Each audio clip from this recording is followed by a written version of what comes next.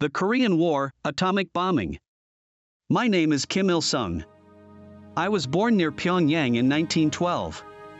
My father moved to South Manchuria when I was 8 years old. He died in 1920 during the anti-Japanese resistance movement when I was 14. After that, I joined the Chinese Communist Party and engaged in anti-Japanese activities in Jilin, but the Japanese crushed us. At the age of 28, I fled to Khabarovsk in the Soviet Union, where I received basic training and education from the Soviet Communist Party. In August 1945, the Soviet Union, having declared war on Japan, occupied the northern part of the Korean peninsula, north of the 38th parallel. In 1946, with Soviet support, I became the chairman of the Communist Party in North Korea. In 1948, when the United States established the Republic of Korea, the Soviet Union countered by establishing the Democratic People's Republic of Korea in 1949, and I was appointed its leader.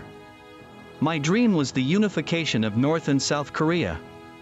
Under Japanese rule, the North, with its abundant resources, was designated as an industrial zone, while the South, with its warmer climate, was designated as an agricultural zone. In other words, the North had overwhelming military superiority. In particular, North Korea had about 240 tanks, while South Korea had none. However, the South had the support of the United States. That was my biggest concern. But in January 1950, I received a surprising piece of news. U.S. Secretary of State Dean Acheson stated that the U.S. defense line extended only to the Philippines, Japan, and the Aleutian Islands. In other words, the Korean peninsula was excluded from the U.S. defense line. I thought this was an opportunity. While preparing for an invasion, in March 1950, I traveled from Pyongyang to Moscow to seek Stalin's permission and support for the invasion.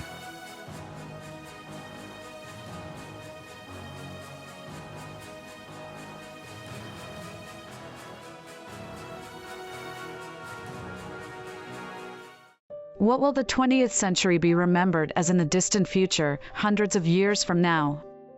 It will likely be remembered as the century of great wars or the century of mass slaughter. And these three people will undoubtedly be remembered. These three figures are Hitler, Stalin, and Mao Zedong. In terms of the policies they implemented and the number of casualties caused by their wars, Hitler is estimated to have been responsible for 17 million deaths, Stalin for 30 million, and Mao Zedong for 60 million. Now, regarding the relationship between these three, Hitler never met Stalin, nor did he ever meet Mao Zedong. However, Stalin and Mao Zedong did meet. Hello everyone, I am Nancy Anderson from Kitan Club. We plan to share videos with you focusing on the battles of the Korean War. Kitan Club is a channel covering a wide range of topics, including history, culture, and literature. We advocate a literary renaissance. We appreciate your continued support. Now, let's get started. In 1949, when Stalin was 70 years old and Mao Zedong was 56, Mao declared the founding of the People's Republic of China on October 1st. In December of that year, he visited Moscow regarding the Sino-Soviet Treaty of Alliance. Mao disliked the Soviet Communist Party because Stalin had decided at the Yalta Conference to support Chiang Kai-shek, Mao's enemy. Stalin believed that Mao could not defeat Chiang Kai-shek. Mao despised Stalin for not supporting him, despite the fact that they were both communist states. He was already displeased from the beginning. When Mao arrived in Moscow by special train, Molotov and Bulganin, Stalin's close aides, greeted him. Mao had prepared Chinese food on the train and invited them, but they refused. This further angered Mao. The next day, a meeting with Stalin took place at the Kremlin. The two men shared some commonalities. Both were born into peasant families, and both were tall, heavy-set men. They had both killed millions of people, but they didn't seem to care at all. They observed each other with cold, distant gazes, as if looking down from the top of a mountain. There were no smiles. I have been pushed aside and relegated to a minor role for a long time. There is no blame for those who have won. Please let me know if you have any proposals or suggestions. I came here to resolve outstanding issues. They must be resolved successfully and in a meaningful way. Then, regarding the content of the Sino-Soviet Treaty of Alliance, they engaged in awkward, abstract exchanges. I would like to invite Premier Zhou Enlai from Beijing to join the negotiations, as we need his assistance in resolving our issues. You are the leader of China. What good will it do to bring Zhou Enlai in if we can't reach a conclusion by discussing it with you? And then, the meeting ended. The Soviet Union installed several listening devices in Mao Zedong's quarters, but the Soviet leadership was appalled by Mao's vulgar language. Also, during a meal with Molotov, Mao said, I like to read, but I haven't read Marx's Capital because it's too difficult. He was probably drunk. This story quickly spread to the upper echelons of the Soviet government, fostering a condescending attitude towards the Chinese Communist Party. Although the new Sino-Soviet Treaty of Alliance was formally signed in February 1950, the delicate relationship between Stalin and Mao continued. The following month, the 38-year-old young leader of North Korea, Kim Il-sung, visited Moscow. He sought Stalin's permission to invade South Korea. While offering words of encouragement, Stalin said, Someone as young and passionate as you will surely succeed. We will not hesitate to provide support. However, please consult directly with Comrade Mao Zedong. Then proceed with your actions. After hearing this from Kim Il-sung, Mao Zedong immediately contacted Stalin. Stalin, while maintaining his authority as a leader, deflected responsibility to China, stating that this issue should be resolved through cooperation between the Chinese and North Korean comrades. Upon confirming with Moscow, the Chinese side received a reply from the Comintern that they would provide maximum support. China and North Korea possess some military strength, particularly in their land forces. However, their air forces were relatively weak.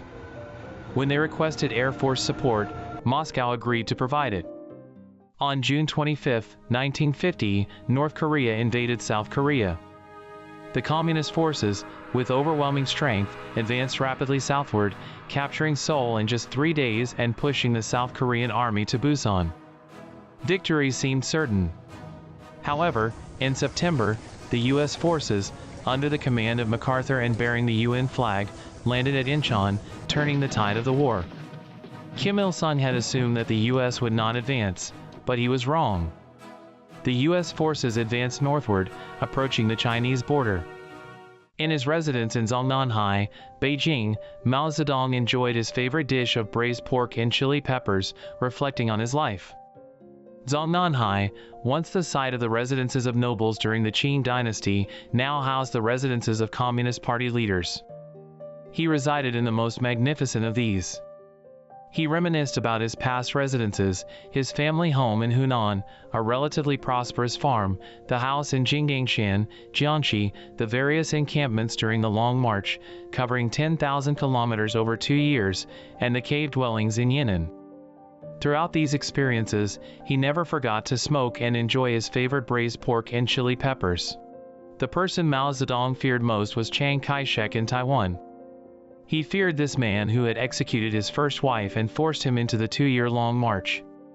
MacArthur visited Taiwan, kissed Madame Chiang Kai-shek, smiling on the hand, and publicly declared his support for Taiwan. Chiang Kai-shek used this event for extensive propaganda worldwide. Mao Zedong's most significant concern was that the U.S. forces led by MacArthur would cross the Yalu River and invade China. If that happened, Chiang Kai-shek, who was biding his time in Taiwan, would surely rise up. Furthermore, if Japan, with its revived militarism, attacked, the survival of the Chinese Communist Party would be at stake. Mao Zedong desperately sought to speak with Stalin, but Stalin informed him that the U.S. was not yet fully prepared for a large-scale war. He also mentioned intelligence suggesting that Japan might revive its military, which would be disadvantageous. Therefore, Stalin's message was that now was the time for war. Mao Zedong prepared over 1 million People's Liberation Army soldiers and sent Zhou Enlai and Lin Biao to Stalin to obtain his promise of Soviet Air Force support. However, Stalin believed that Soviet involvement would be unwise given the U.S. involvement. He ultimately told them that he would refuse the Air Force support he had promised, and that all he could offer was arms aid. He also said he would accept Kim Il-sung's request for asylum. That night, Zhou Enlai and Lin Biao were reportedly drunk. Despite Stalin's refusal of Air Force support, Mao Zedong decided to support North Korea. He appointed Peng Dehuai as commander-in-chief, and on October 19, he sent over 1 million Chinese soldiers as volunteers to Korea. Peng Dehuai came from a rural background. He lost his mother at age 8, and his father was bedridden, so they lived in abject poverty. During the New Year's festival when he was 10, they had nothing to eat, so his grandmother took him out to beg. They went from house to house, his grandmother with her bound feet, begging for food. Having grown up in such a rural environment, he was well aware of the hardships faced by Chinese peasants. For such peasants, the only way to rise in status was to become a soldier and earn merit. When he led the Red Army across the Yellow River, he hired local laborers to carry supplies. As payment, he gave them steamed buns and meat. A peasant, nearly 60 years old, ate the meat with tears in his eyes. He told him that it was the first time he had eaten meat in 30 years. He said that the last time he ate meat was when he carried the sedan chair of the local magistrate 30 years ago.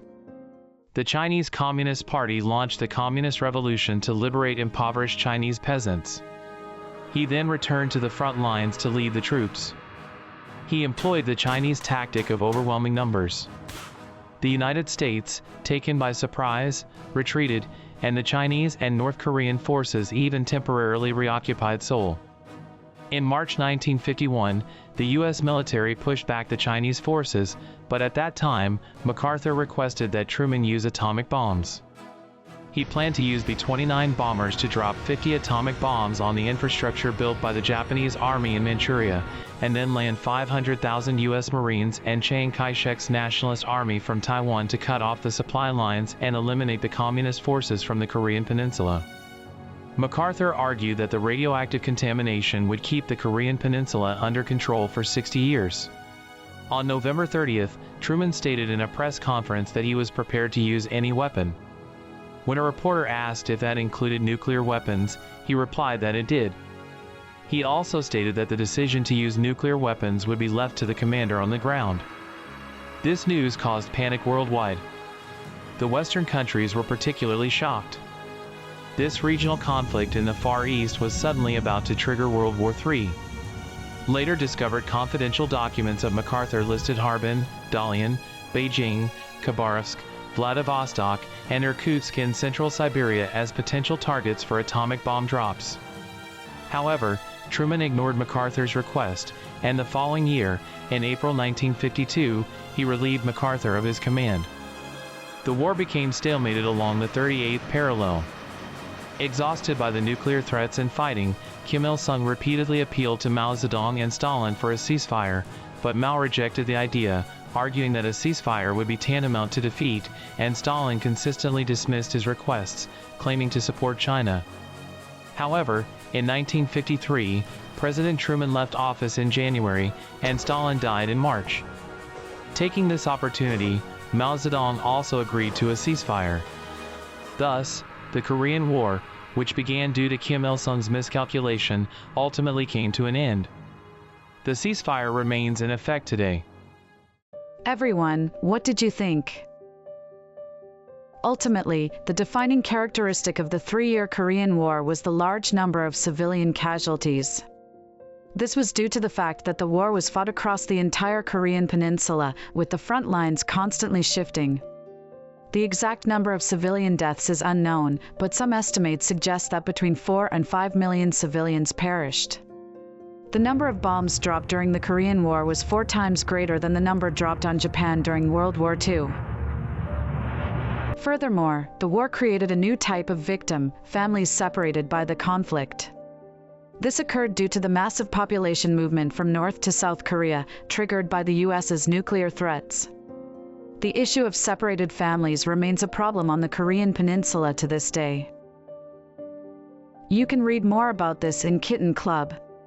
If you're interested, search for it on kitan-stories.com. See you in the next video. Kitan Club invites you into mysterious stories. Click the link in our profile or search kitan-stories.com. We look forward to your visit and will provide you with free samples. Please click like and subscribe.